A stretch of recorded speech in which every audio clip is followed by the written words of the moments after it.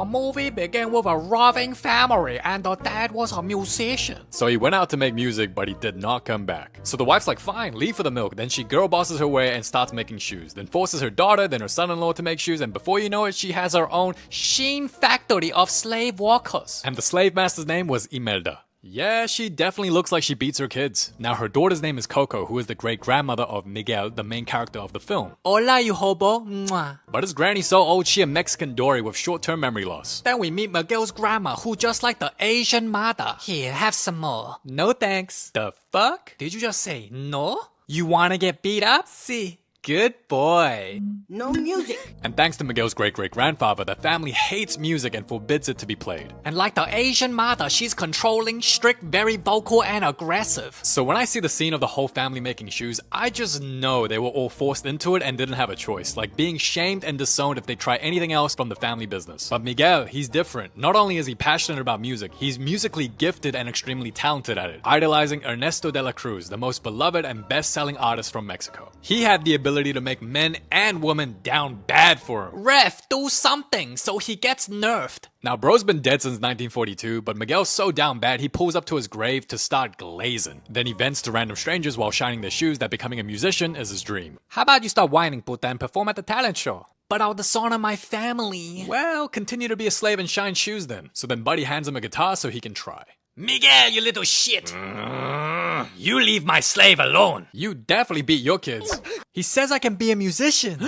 My slave is a sweet minimum wage worker. How dare you make him have hopes and dreams? Piss off. Oh, and this granny hate dogs too. You filthy mutt, I'll send you to Korea. And as the Sheen walkers continue to do as they're told. Miguel says there's a talent show tonight and he's thinking of performing, but his siblings are like, what's your talent, being chopped? Then Granny's like, you ain't gonna do shit. Explaining tonight they put photos of their past family members on their ofrenda so their spirits can come visit the living. Then tells Miguel if he becomes a musician, he'll become a deadbeat and leave for the milk. Papa's home? Oh, you the Lulu. He's coming home? No, he's dead. But I'm here. Who are you? Honestly, I think it's sad that anyone has to hide their passion or dreams from family knowing they'll be judged or mocked for it. Like Miguel has a guitar and a secret stash he hides from his parents, and it might seem cute on the surface, but it's a sad reality a lot of people actually live in. Especially if you come from households that are very family orientated, they tend to be a lot more controlling where the kids are forced to do what the parents want them to do rather than create a path for themselves. And if you don't listen to them, you're seen as the bad rebellious family member that deserves to be disowned. So if anything, I'm surprised Hispanic people go through the same thing Asians go through. So if you're Hispanic or Asian, I'm sure you know at least one person who just lives their entire lives pleasing their parents, unable to do what they really want to do out of fear.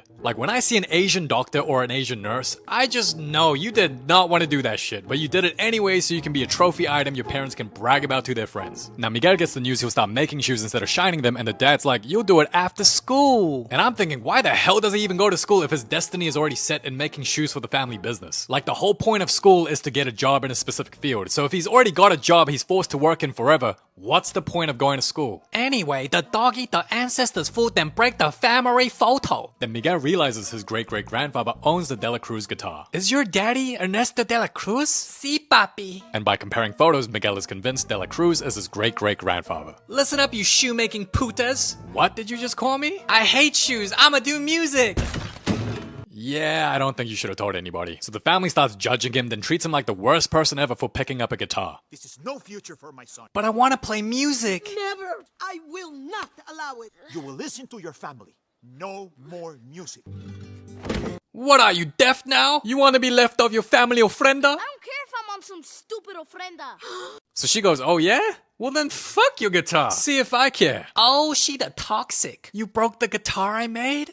Oh, I'm gonna keep abusing you and make sure you never move out. So Buddy crashes out and leaves their toxic ass, and I think the saddest part about this scene is how many people can relate to this, who also grew up in a controlling household that never supported their dreams. Then Miguel asks if he can join the talent show, and she's like, yeah, as long as you have an instrument, so he starts asking random NPCs. Dorita, let me borrow it. Hell no, Holmes. So Buddy's like, you know what? I'm related to De La Cruz anyway, so I'm sure he won't mind me borrowing it. So he breaks in, takes the guitar, and does a zesty ass strum. Then people immediately realize it's stolen, and what's funny is if Miguel performs with that guitar, won't he get arrested because everyone knows it's De La Cruz's guitar? What was he thinking? Hola, it's me, Dora. And Miguel turned into the spirit so none of the living can see him anymore. Miguel, come home so we can abuse you. Psych. Now the living can't see him, but the dead can, and because the deceased spirits see him, he's able to reconnect with his deceased family members. Mama Torta? See, me. Then the dead family members take Miguel across the bridge to enter the land of the dead. Oh, he's trapped. So how it works is the spirits can come to the land of the living once a year only if their photos are on the ofrenda. Now take this homeless ass looking dude for example. Because no one put his photo up, he's unable to cross the bridge and enter the land of the living even if he wants to. And later Miguel meets his great-great-grandmother Imelda, the one that beats her kids. Yeah, she beat the shit out of her kids for sure. So she's mad she got rejected from entering the land of the living and gets told no one put her photo up, and this is because Miguel took her photo from the ofrenda. You took my photo of the ofrenda? And since he stole De La Cruz's guitar, Miguel is cursed and has until sunrise to receive his family's blessing to return, or he will remain in the land of the dead forever. Your family's here. You can get your blessing right now. And Imelda agrees to give him his blessing on the condition he puts her photo back and never play music ever again. What? Just be glad she didn't say you can't goon no more. Fine. Then Miguel returns back to the land of the living and he's like, wait, I'm back? Yeah, stupid ass hoe. Ah, shit. Huh? What did I just say? But Miguel does not want to give up on his dream, so when all the other family members decline to give his blessing, he decides to find De La Cruz, his last family member, and to get his blessing instead. So he runs away from his dead family like he did to his alive ones, then overhears a dude named Hector saying he's close to De La Cruz. So Miguel's like, alright, let me steal this dude to find my idol. And while his dead family uses a leopard with wings to track him down, Buddy gets a skeleton disguise. Oh, he Rukaraka Panda! So they make a deal. Hector takes him to De La Cruz, and in return, Miguel puts his photo on the ofrenda. And when they find out the winner of a talent show will perform at De La Cruz's party, they look for a guitar. So listen, midget man, I'm gonna need your guitar. Hell no! I'm gonna nut. That was a good goon sesh. You play me something. Ew. Alright. You built like a fridge and you ugly. Then suddenly the dude dies and fades to nothing as it turns out you can die in this world if you become forgotten in the land of the living. Guess who got your free guitar? And when the talent show begins, Miguel pulls up, but after seeing other talented people perform, he loses confidence and become a pick-me. I'm so ugly. Then do a Taylor Swift and shake it off. Oh yeah? And Miguel gets on stage. Oh, brother, this guy stinks! Then Buddy sings the Coco Loco and does the Asian A+ performance. I highly recommend you watch the full movie as the songs here are pretty good. And although he was guaranteed to win, he runs away after seeing his dead family looking for him. And when Miguel's situation is announced in public, Hector's like, wait a minute, you could have gone home this whole time? You don't need to see De La Cruz. But they'll ban me from playing music. I don't give a shit, I need my photo up now. Oh yeah? Well then do the shit yourself. No, I paid 3 tacos for this picture. And as Miguel heads to De La Cruz's crib, he meets Imelda. Boy, I'm about to whoop your ass. Child abuser. What? Your toxic ass should be supporting my dreams, not kill it. You didn't even let me try. Yeah, I used to love music. Oh, you sound horrible. I love to sing every day. But that puta left for the milk. Well, that's a you problem. How's that my own family are my biggest haters?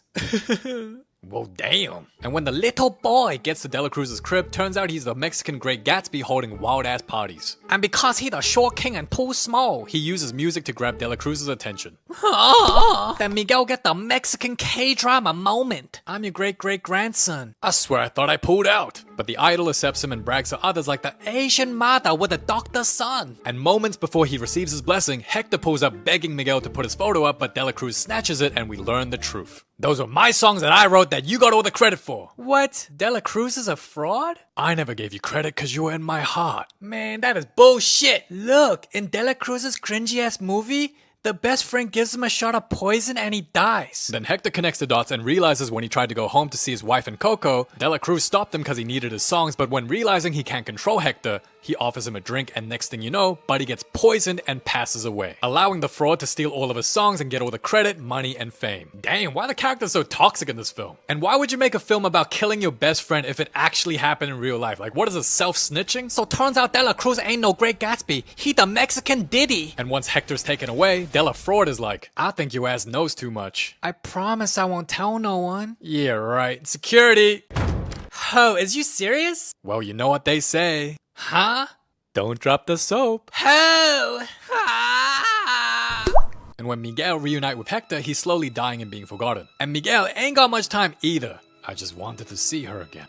I named my daughter after cocaine, my Coco. Coco? You named her after cocaine? We're family? I knew my bloodline would be chopped. Now, who would have known Hector was a wholesome father who loved his daughter and wrote all the iconic songs dedicated to her? And let's talk about the photo on the ofrenda rule. So, photos weren't invented till 1826. So does that mean any person that died before 1826 won't exist in the land of the dead because they ain't got no photo? Yo, imagine if you died in 1825, like you just didn't make the cut, and all your buddies who die a little later get to enjoy the land of the dead. So Miguel does a zesty ass voice crack, which results in Imelda finding them, and when Hector and Imelda meet, Miguel explains he ain't a deadbeat rather got murdered by De La Cruz. He didn't leave for the milk, he was coming home to drink your milk. It's true. Well, my lactating days are over. And realizing her lover will vanish and be forgotten, she agrees to help get his photo back from the fraud. So they sneak into his concert and confronts him. Yes?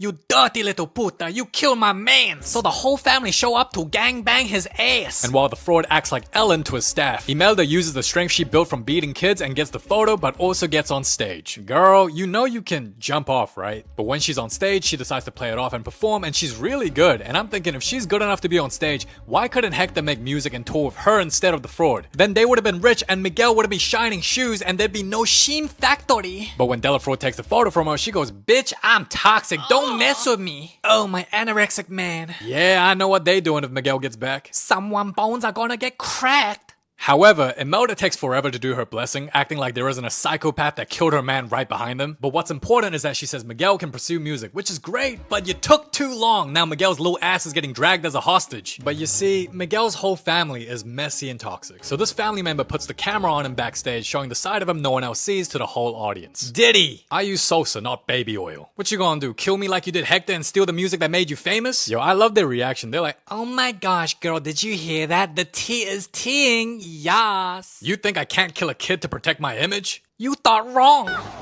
No!